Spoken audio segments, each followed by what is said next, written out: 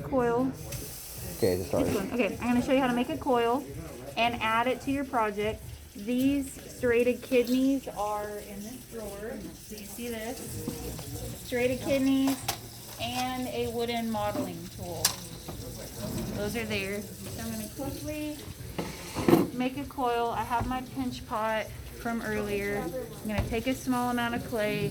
This clay is pretty sticky and plastic, so I'm not going to roll it on the table because it will stick. I'm just going to start it here. It got too thin there. Trying to make it consistent all the way across. And remember that when you're rolling a coil, you're using a large space of the table, and I'm not pressing too hard, and I'm aiming to have it consistent all the way through. No thicker than a dime. So whenever I am adding this to my pinch pot, I'm aiming to have something that is at least their circumference going around. So that one will work. So you have to score, which means you scratch using the serrated kidney or anything that will scratch that. And I'm scratching this side as well. And then I need some slip. Let me get this really quick. Use your little slip container. And I am adding this on here. So actually there's a couple ways. I'm going to show how to make this one to where it's just added on and I'm pinching it as I go through to kind of thin out that pinch pot. It overlaps here, so I'm actually going to cut this between both of them, and then I'm scratching to join those two pieces together. So then I can use this wood modeling tool. Actually first we could use this serrated kidney and we can scratch the clay together. This is a very important step because we can't just stick the clay on there. This is not super glue. We have to merge those pieces together on the inside and the outside. So I'm blending it with the wood modeling tool as well.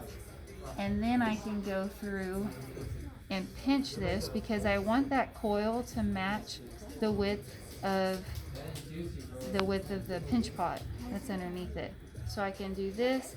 I can also use, maybe get down a little bit lower so you can see from this level.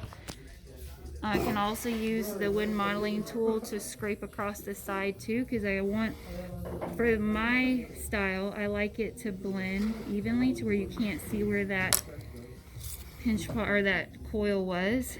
I can also use this flat side of this kidney to scrape across like this. And then later I could come in, while it's still pretty soft, I can press my stamp into this too. So I don't have to have it completely finished now because I can add to that later.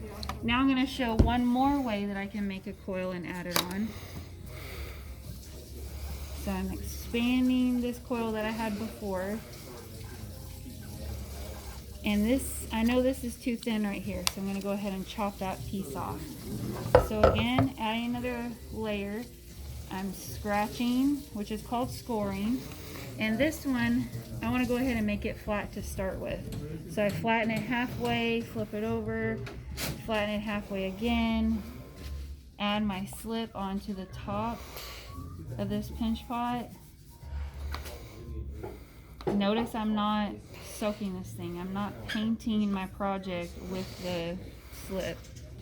And then I'm flipping this up and I'm going to score the top part of this and then attach that onto here. And be mindful of how high, if you're angling the coil in or out or making it vertical. And this wasn't long enough. So then I could make another piece. And I can try to blend that together here. And I can cut where it overlaps, or I can leave it as is. And then do the same thing again, where you score to merge that clay together. And then I smooth it and so forth. So this is how you can create height to your pinch pot using the coil method. stop, and that's it.